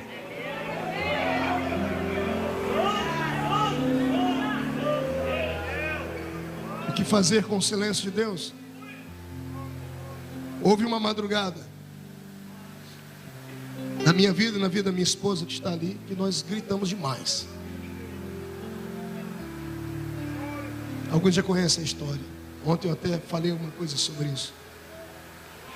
Quando nós estávamos gerando um sonho, o sonho do menininho, do filho homem, do machinho que todo pai quer ter, aquele que vai levar o sobrenome da sua existência para sempre, vai dar continuidade à sua linhagem. Nós estávamos já bem avançados em meses. Quando ela foi internada com hemorragia, foi reinternada. Dessa vez eu chamei o médico, que era um amigo meu da época das vacas gordas, que nessa época agora eu vivia da fé. Eu disse a ele: doutor, cuida da minha esposa. E ele disse: Marco, fique tranquilo, vai dar tudo certo, o bebê está seguro. E eu disse: eu não tenho mais dinheiro para pagar plano de saúde. Ele disse: fique tranquilo, ela está pelo SUS, mas eu vou cuidar dela. Uma semana depois eu chego de viagem, a alta está dada. E quando eu fui buscar lá, o médico diz: olha, tem alguma coisa estranha acontecendo, porque o líquido da placenta sumiu. E ele não teve explicações lógicas para isso. Eu disse: mas o senhor falou que estava de alta. Ele disse: mas eu não sei o que aconteceu, sumiu. Ele viu meu desespero e fez uma nova ultrassom. Ele começou a escrever um papel, transferindo ela para um outro hospital. E eu desesperei agora, no Hospital das Clínicas em Ribeirão Preto. E a gente sem carro na época, não tinha condições de ir para lá. Foi uma luta muito grande. Eu me lembro que quando chegamos até o hospital, às 7 da noite, ela foi atendida às 2 da manhã quase. Quando entrou lá dentro da sala, aquele médico, não era um médico, era um açougueiro, não atendeu ela em 5 minutos. E saiu no corredor me chamando: quem é o senhor? Feliciano. E eu cheguei: pois não, senhor. Disse: olha, não há o que fazer mais, o bebê está morto e o senhor tem que levar ela embora, nós não temos leito para interná-la aqui. E eu parei e disse: moço, calma, é muita informação, o que aconteceu? Disse: não tem explicação mais, o bebê, ela chegou aqui, o bebê já estava morto, nós temos aí mais de 1000 pessoas para atender, não temos leito, então leva ela para casa, o organismo dela deve colocar o bebê para fora em 3 dias. Se o bebê não sair em 3 dias, você procura o médico, porque ela pode ter algum tipo de sequelas. E eu fiquei parado, olhando para o médico. Daqui a pouco, atrás daquele biombo onde as pessoas trocam, sai a minha esposa. Eu já disse para ela: o único erro que ela fez na vida foi ter casado comigo. Sai ela lá de trás, me dá um abraço. E eu lembro até hoje, pergunta dela aqui nesse ouvido: por quê? Onde eu errei? O diabo acusa. E veio à mente dela: será que é porque você viaja muito, eu fico sozinho, e eu fico pedindo a Deus que eu quero você mais próximo de mim? E nessa hora você quer ter um argumento, você quer ter uma explicação lógica, e você não tem. Aí você faz aquilo que todo pastor faz, sai pela tangente e diz a frase que ninguém quer ouvir: Deus sabe todas as coisas. Eu sei que Deus sabe. Por que não se explica? Eu queria saber, mas a gente não sabe. E Deus naquele dia se calou. Coloquei ela dentro do carro, estávamos voltando para casa, eu, ela e a minha sogra. Eu lembro como se fosse hoje, eu tentando brincar com ela, conversar. Falei para ela que nós íamos ter outros filhos, e ela abraçada com a barriga, chorando. Deu um grito. Pegou a minha mão do volante, colocou na barriga dela e disse: você é o pastor aqui. Você ora e Jesus levanta paralítico, tem milagre nas suas fitas. Ore para o seu bebê ressuscitar. Você pensa que eu não orei? Coloquei as mãos na barriga dela e invoquei com toda a autoridade do mundo. Usei os argumentos que eu conhecia, a teologia que eu conhecia. Usei os cultos que eu havia pregado, as vidas que haviam sido salvas. Usei tudo que você imaginar de argumento. E sabe como ele me respondeu?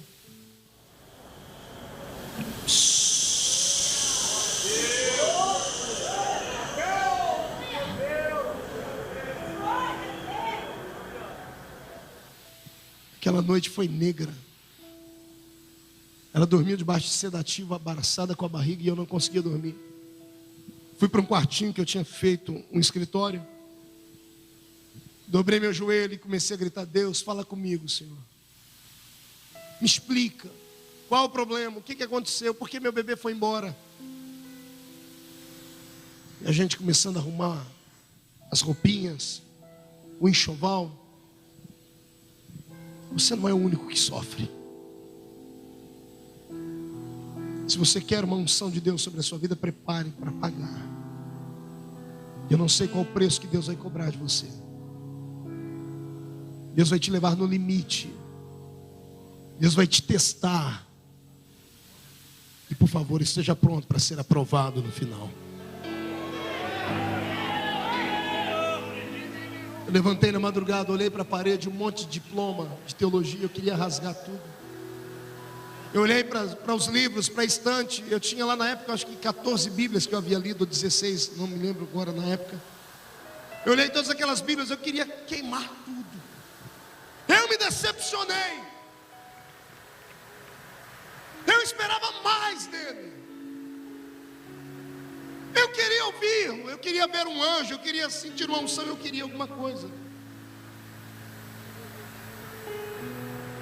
Hoje ainda de manhã, meu telefone tocou, meu secretário me ligou e disse: Pastor Marco, recebemos um e-mail aqui, vai estar no meu site daqui a alguns dias. Uma irmã que estava com um bebê morto dentro da barriga dela 18 dias. E ela encontrou o senhor no culto, ela ia fazer a curetagem no outro dia e pediu oração, mas ela não contou para o senhor o que era. O senhor pediu para que o marido colocasse a mão na barriga, e o senhor colocou a mão sobre a barriga. Ela pediu para dizer para o senhor que o bebê ressuscitou, está vivo. De manhã, o que é que você acha que eu estou pregando hoje, senhor? Hoje veio à memória tudo o que aconteceu. Deus lá em cima no céu olhando, dizendo: vamos ver até onde você vai, garoto. Aguenta? 6 horas da manhã. Eu botei um travesseiro na cadeira, botei a cara, botei o outro travesseiro por cima. Eu gemi, eu gritei, eu implorei. Eu disse: Senhor, fala comigo, Senhor, o Senhor vai me perder. Eu estou sem fé. Eu esperava o vento do Pentecoste. Eu esperava a força trituradora do meu Deus entrar ali dentro e me arrebanhar. Não veio o vento do Pentecoste. Veio a brisa da caverna de Elias. E o Senhor disse aqui no meu ouvido: na vida do crente, ele não tem que entender, tem que aceitar. Porque eu vejo o futuro, enquanto você vê só um palmo à frente do seu nariz. Inclina a sua cabeça, José.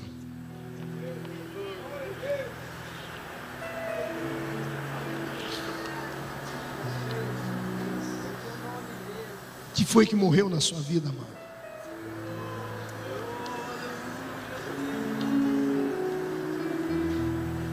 O que foi que morreu na sua vida? O que é que te deixa tão desanimado, tão depressivo? Por que você não consegue ser feliz, não consegue ser social? O que está acontecendo com a sua história? Que te fez ficar enclausurado num mundinho pequeno? O Senhor te trouxe hoje aqui, talvez não para aliviar a sua dor, mas só para te dizer: aguenta. Não dê o braço a torcer. Não se acovarde. Vai passar. É só uma noite. O amanhecer está vindo aí. Aguenta, José. O silêncio dele não significa que ele te esqueceu ou te abandonou. Não, o silêncio dele diz que ele está te testando. Ele está te olhando, ele está te observando. Ele vai se manifestar, não no meu tempo, não no seu tempo, mas no tempo dele. Se segure, aguenta firme, não pare de sonhar. O sol e a lua ainda vão se curvar diante de você. As 11 estrelas vão se curvar diante de você.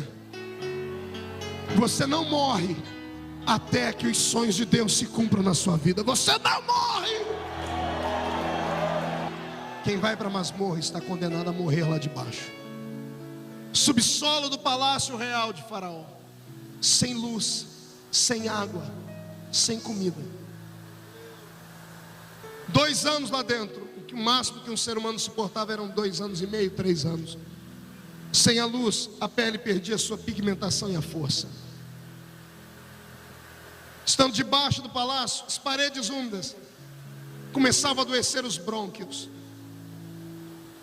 Nessa época, José já devia estar com uma tuberculose.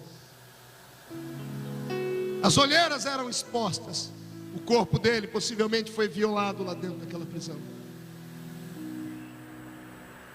2 anos depois, Deus ainda não fala com ele. Silêncio, 2 anos. Aguenta. Aguenta. Quem escreve a sua história é Deus, não é o homem. Aguenta. 2 anos depois, Faraó tem um sonho. O homem mais poderoso do mundo tem um sonho e ninguém consegue interpretar. Muita gente vai morrer. E alguém que está vindo servir um copo de vinho para ele diz assim: olha, tem um moço lá dentro da prisão que ele tem dom de interpretar sonho. E ele diz: manda trazer o rapaz aqui. 2 anos depois, a porta da prisão se abre. Para ele nunca mais voltar para lá. Quando Deus resolve fazer um milagre, é da noite para o dia. É assim, ó. É num passe de mágicas. Aleluia. Ele está diante de Faraó. E o rei está dizendo: você consegue interpretar os meus sonhos? José tinha motivo de sobra para amaldiçoar o Deus dele e morrer. Ele poderia ter dito: eu não entendo nada disso, passou a minha época, me deixa morrer em paz, falta só 6 meses para eu morrer. Ele podia dizer: eu sou um ateu, não acredito em nada disso, eu sou isso, aquilo. Quando o faraó diz, o rapaz inclina a cabeça, tossindo, com o pulmão cheio de doenças, e diz: eu não, mas o Deus a quem eu sirvo. Uma palavra só. Uma palavra só, e botou Deus de pé no trono dele. E Deus gritou: basta! Ele consegue me honrar no meio do silêncio. Ele consegue me honrar com o corpo dele violado e adoentado. Ele consegue me honrar todo machucado. É hora de eu fazer o sonho acontecer. E José interpreta o sonho: vaca gorda, vaca magra, ano de prosperidade, ano de doença, isso, aquilo. Faraó se levanta e diz: o que é que você me aconselha, rapaz? Olha só, o príncipe do mundo pedindo uma informação para um ex-detento. O que é que você aconselha? Ele disse: se eu fosse o senhor, eu escolheria uma pessoa inteligente para administrar essa época toda. E Faraó diz: pronto, já encontrei a pessoa. Os príncipes se levantam nos seus tronos, os sátrapas, os bruxos, os magos, dizendo assim: sou eu estou aqui há muito tempo. Não sou eu trabalho ao lado do rei há anos. Sou eu que vou ser levantado agora. É a minha chance, é a minha vez. Faraó levanta o cetro dele. O rei fazia isso com quem ele amava. Assim como o rei fez com Esther e apontou o cetro para Esther, o rei levanta o cetro dele. Todo mundo tenso na sala. Para quem que ele vai apontar o cetro? Glória a Deus. Glória a Deus. Glória. Está preparado para ver o cetro?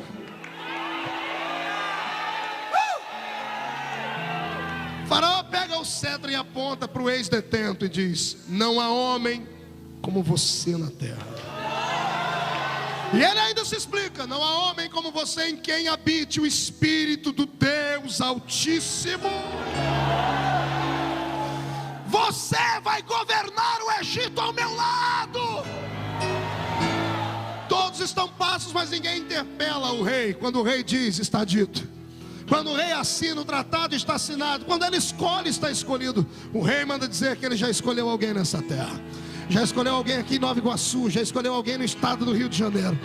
Eu não estou pregando mais para detentos. Estou sim, pregando para gente que acordou hoje de manhãzinha numa prisão fétida, imunda, com roupas sujas e com nome escrito nos livros de derrota da história. Mas hoje à noite você não volta para a prisão. Se prepare para dormir no palácio hoje à noite. Se prepare para dormir no palácio. Enquanto o velho sermão, diga para ele: solte o cinto, agora é hora de voar. Vai, dê um grito de glória aí dentro, deixa-me ouvir.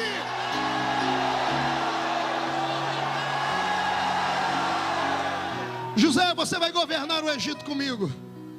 Ele não tem nem palavras, pastores. Diz assim para ele: mas eu acho que a sua roupa não está legal. Roupa de detento? Faraó só bate as mãos. Eu quero os estilistas do reino. E entra o Armani da época, entra o Yves Saint Laurent da época, e olha para ele e diz assim: você fica bem num tom vermelho, num tom azul, num tom branco, e as roupas estão sendo feitas. O cheiro dele não era bom. O faraó diz: você vai tomar banho hoje de especiarias do Egito. Uma jacuzzi com águas quentes e fervendo, cheio de tempero de coisa bela. Só príncipe tomava banho naquilo.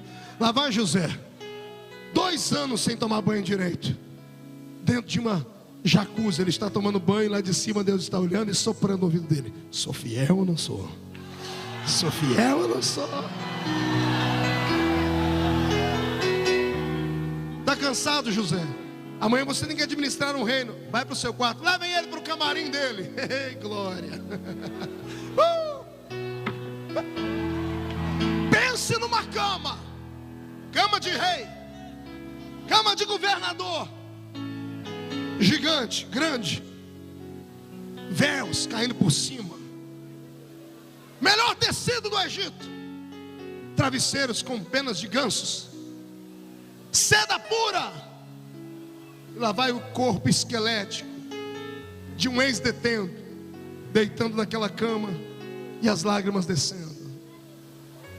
E o Senhor trazendo a memória dele o sol e a lua e 11 estrelas.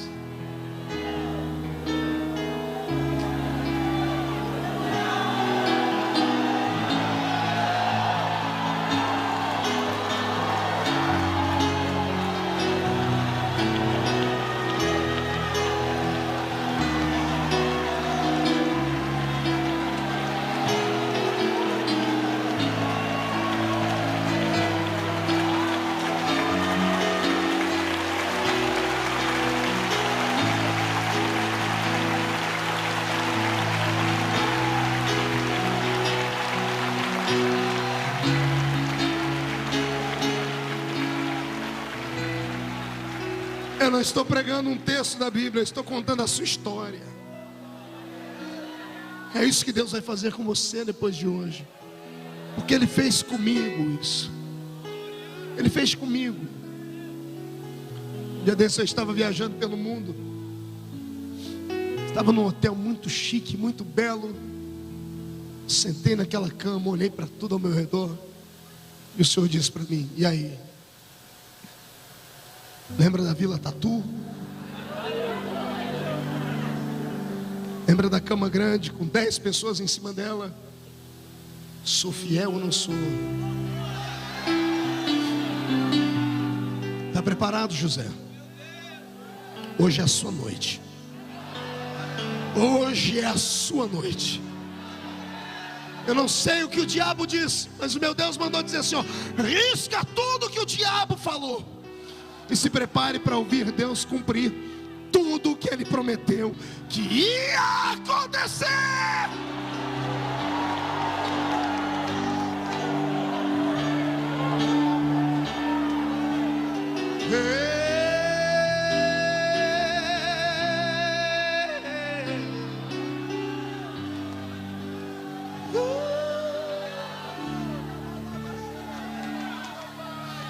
Feche os seus olhos aí. Pegue na mão do seu irmão. O céu já vai se abrir. Receberás uma nova unção. O tempo de chorar passou. O tempo de cantar chegou. Pra prisão não volta mais. O palácio te espera. Se acredita, comece a adorar. Porque a porta do palácio, meu Deus, vai escancarar.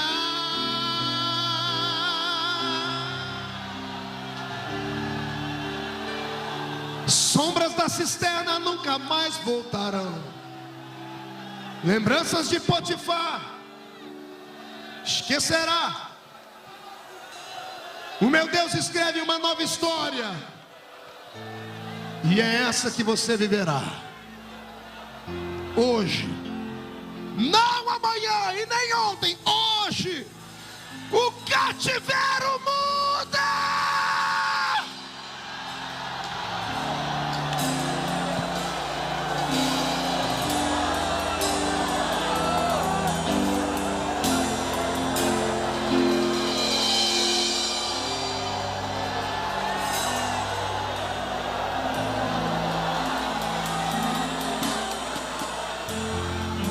Enche esse lugar de incenso agora.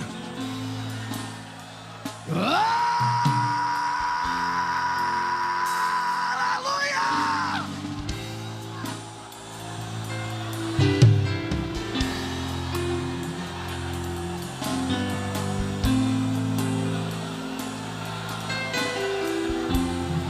Pegue na mão do seu irmão e olhe para mim.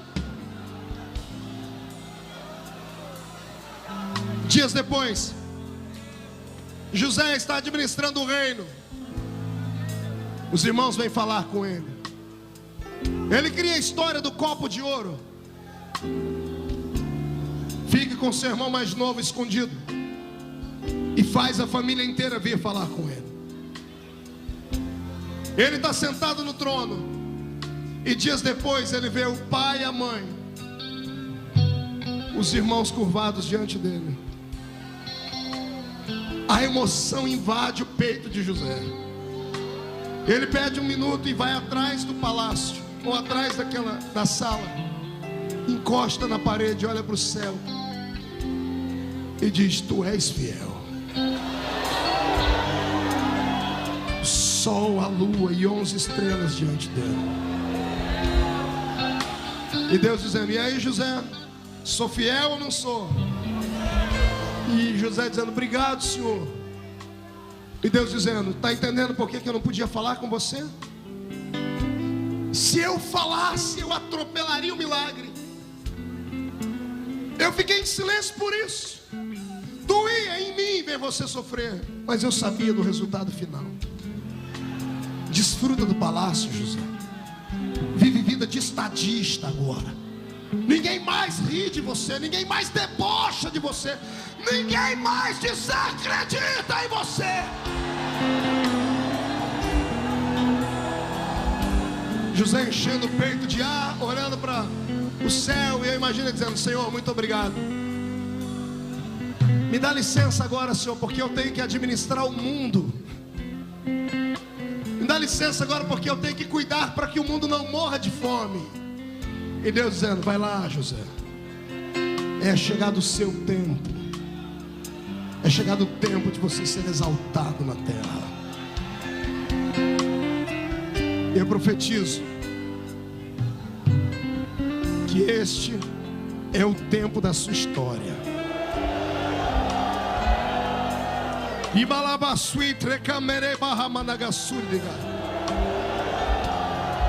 Pegue o seu irmão pelo braço, feche seus olhos, porque o Deus que é um Deus de promessas vai cumprir as promessas dele na sua história.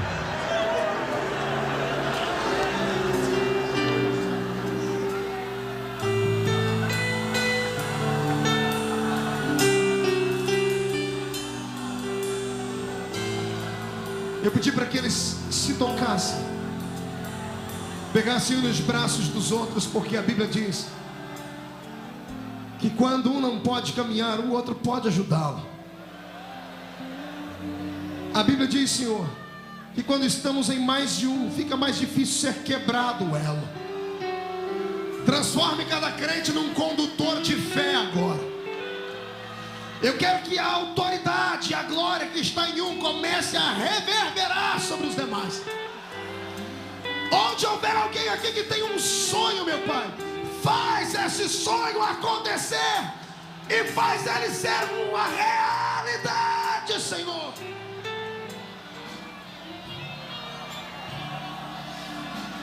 Eu quero que você solte os braços do seu irmão e abrace ele literalmente.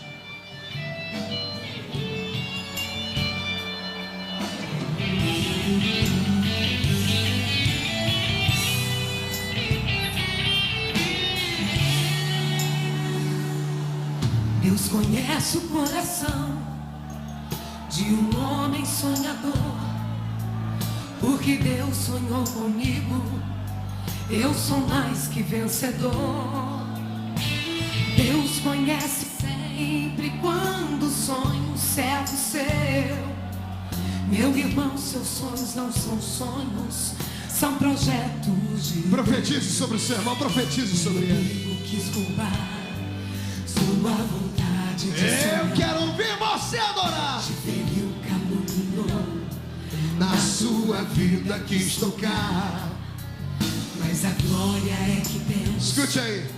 um Deus que é sonhador, que exalta o homem quando sonha os projetos do Senhor. Escute aí, Ouse sonhar, você nunca irá além dos sonhos. Ouse viver sonhos que Deus sonhou. Ouse sonhar. José sonhou, ganhou vitórias. Ouse vencer sonhos que Deus sonhou pra você. Ouse sonhar. Só quem tem sonhos ainda dê um grito de Ouse glória a Deus aí. sonhar.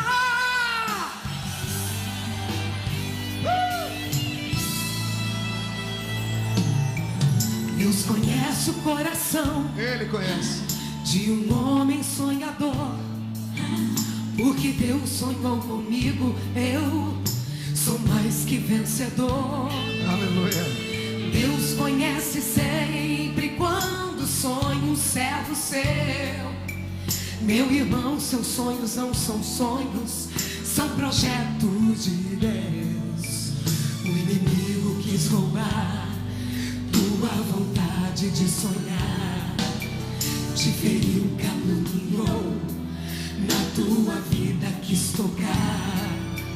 Mas a glória é que temos um Deus que é sonhador, que exalta o homem quando sonha os projetos do Senhor. Ouse sonhar, você nunca irá além dos sonhos. Ouse viver sonhos que Deus sonhou. Ouse sonhar, José sonhou, mas venceu. Ouse viver sonhos que Deus sonhou. Onde estão os sonhadores? Ouse sonhar, você nunca irá além dos sonhos. Ouse viver sonhos que Deus sonhou. Ouse sonhar, José sonhou, ganhou vitória. Ouse viver sonhos que Deus sonhou pra você. Ouse sonhar, Meu Deus. sonhar. Quem pode aplaudir a Jesus, faça. Quem pode aplaudir e gritar, faça. Quem pode aplaudir, gritar e saltar, faça.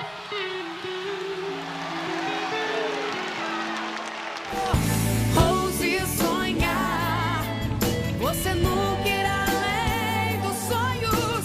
Ouse viver sonhos que Deus sonhou. Ouse sonhar, José sonhou, ousou, venceu. Ouse viver sonhos que Deus sonhou. Ouse sonhar, você nunca irá além dos sonhos. Ouse viver sonhos que Deus sonhou. Ouse sonhar, José sonhou, ganhou vitórias. Ouse viver.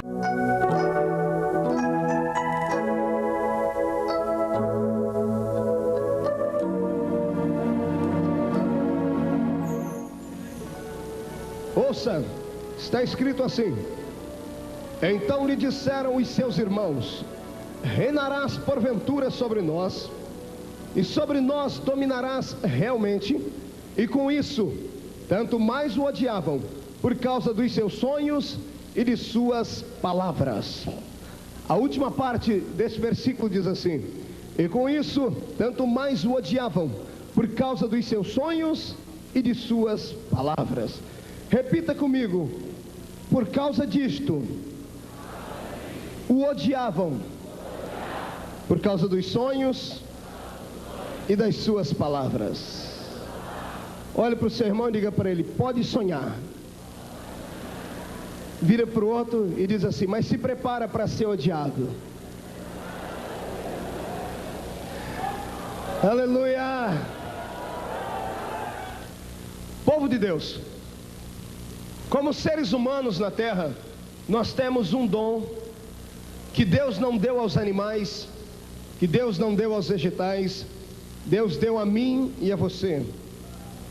Abaixo da salvação e dos dons espirituais, para mim é o maior de todos os dons, senhores. É o dom de sonhar. É a capacidade que você tem de sonhar. E nesta tarde, a mensagem e o recado deste jovem pregador é este: a todos vocês: sonhe e ouse sonhar. Você nunca irá além dos seus sonhos. Sonhe, ouse sonhar. Você nunca irá além dos seus sonhos. Aquilo que o homem sonha e planeja e projeta, é ali onde ele irá chegar. Sonhe, sonhe mesmo, sonhe com as alturas, sonhe com coisas grandes para Deus, porque o seu Deus é um Deus grande. Não importa que o chão não esteja debaixo dos seus pés, e não importa que os seus desejos estejam lá na lua, simplesmente sonhe, porque o Deus dos mistérios pode trazer a lua perto de ti e pode colocar o chão debaixo dos seus pés. Sonhe e ouse sonhar. Você nunca irá além dos seus sonhos. Podem até matar o sonhador, mas o sonho dele permanece. O pai de José não era o João lá do açougue, o pai de José se chamava Jacó. Jacó. E sabe o que significava ser Jacó? Jacó significava ser aquele que conhece a linguagem dos sonhos espirituais. Foi esse Jacó que um dia, fugindo do irmão dele, deitou no meio do deserto, colocou uma pedra na cabeça e quando abriu o olho para o céu, viu a escada do céu descida e os anjos que subiam e desciam, e a glória do Senhor era manifesta, e o Deus eterno se revela a ele, e ele diz: este não é outro lugar, senão a porta dos céus.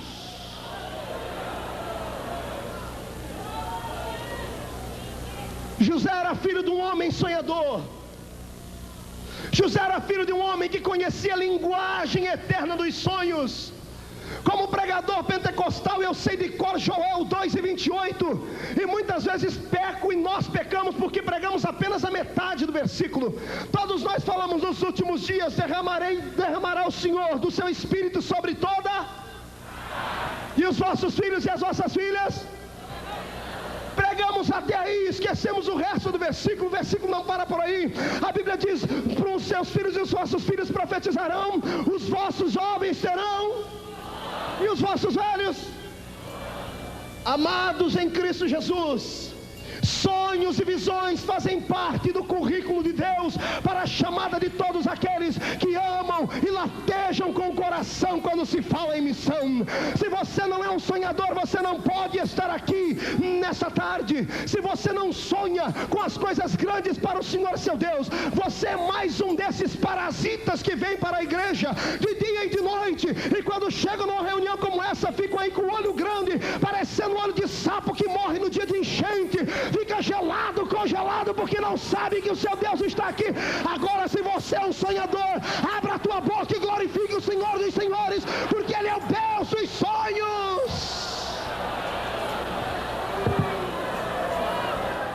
Você entrar no palácio, levanta as duas mãos para o céu, deita as suas mãos nos ombros de quem está do seu lado, coloca a mão no ombro do seu irmão agora e chora com ele. Diga para ele: sonhe e ouse sonhar. Ouse sonhar, você nunca irá além dos sonhos. Ouse viver sonhos que Deus sonhou. Ouse sonhar, José sonhou, ganhou vitórias. Ouse vencer sonhos que Deus sonhou pra você.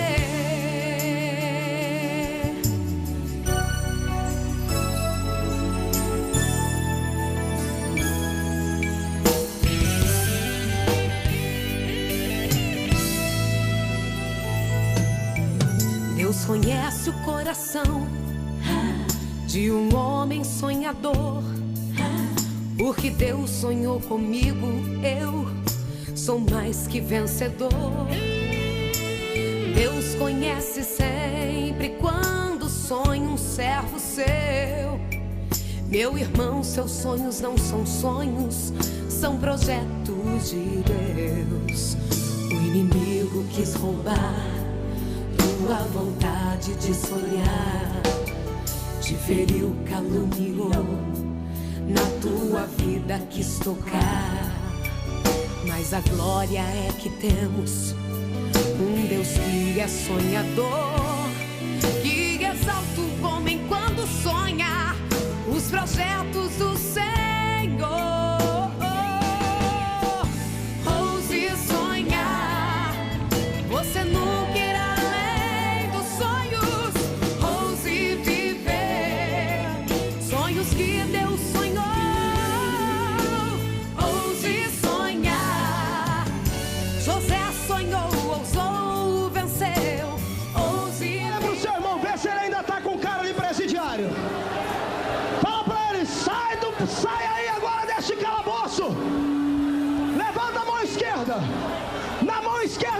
chave que abre o calabouço. Fecha a mão, dá um grito, já saí. Na mão direita, chacoalha a chave do palácio. Abre a porta do palácio e entra. Sonhos que Deus sonhou pra você.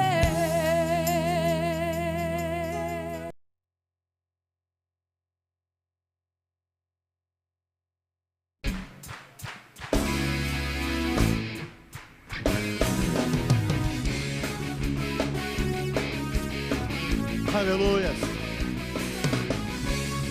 Nosso prazer é louvar e glorificar o Senhor 24 horas por dia. Tudo quanto tem fôlego, louva, Senhor. Tudo quanto tem fôlego, louva, Senhor. Tudo quanto tem fôlego. Tudo quanto tem fôlego, louva, Senhor. Louvar. Louvai ao Senhor, porque Ele é bom. E eterna é a sua misericórdia, porque Ele me conhece muito bem. Para a andorinha deu o ninho, para a minha vida teus altares, aos lírios vestiste muito bem. Aleluia. Todos os seres te louvam, ó Senhor. O vento sussurra o teu poder. Enquanto o fôlego vem em mim, vou te louvar sim, Senhor. Tudo quanto tem fôlego. Tudo quanto tem fôlego, louva, Senhor. Meu Deus, Tudo quanto tem fôlego, em todo louva, tempo nós te Senhor. louvaremos, não importa as circunstâncias. Tudo quanto tem fôlego, louva, Senhor. Declare bem forte, louvai. Louvai ao Senhor, Porque Ele é bom. porque Ele é bom. E eterna é a Sua misericórdia, porque Ele me conhece muito bem. Para a andorinha deu o ninho, para a minha vida teus altares, aos lírios vestiste muito bem. Todos os seres te louvam ao Senhor. Todos os seres te louvam, ó Senhor. O vento sussurra o teu poder. Enquanto o fôlego vier em mim, vou te louvar sim, Senhor. Declare isso, todos os seres te louvam. Todos os seres te louvam, ó Senhor. O vento sussurra o teu poder. Sussurra o teu poder. Enquanto o fôlego vier em mim, vou te louvar sim, Senhor. Vier em mim, vou te louvar sim, Senhor.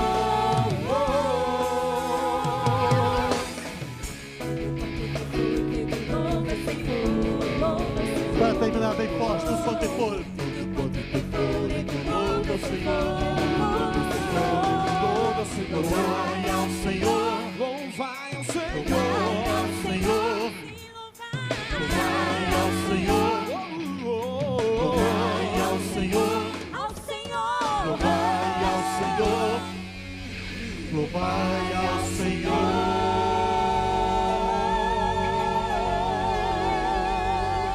Aplauda ao Senhor, glorifique ao Senhor. Aplauda ao Senhor.